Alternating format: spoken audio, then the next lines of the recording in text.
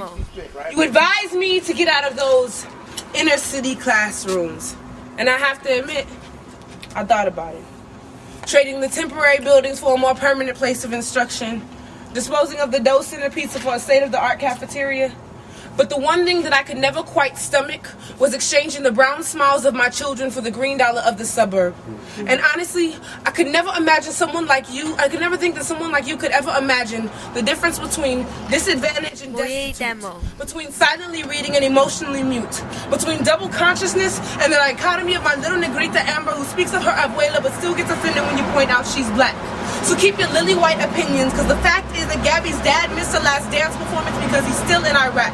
So the next time you want to lecture me about the injustice that I'm doing by teaching outside of a reading workshop, take a 3-minute ethics inventory and realize that your whole operation of higher education that you basing your newly written textbook sales off the mandatory reading list of students.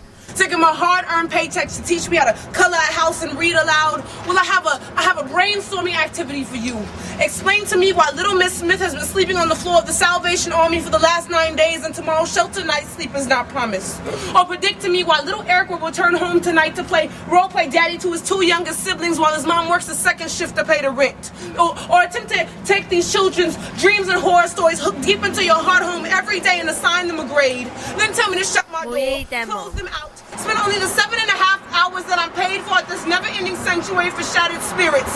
Shovel my naive compassion into a 90-minute block schedule and expect somebody's life to be changed. Because I don't know if the mirrors reflect different in the Woodlands than they do in East Houston. But the last time I checked, my kids were more scared of gang wars than they've ever been of a test score. So if I have to speak all 5 love languages y chiliaste yo no tengo una voz just to get them to feel safe enough to learn English, I will.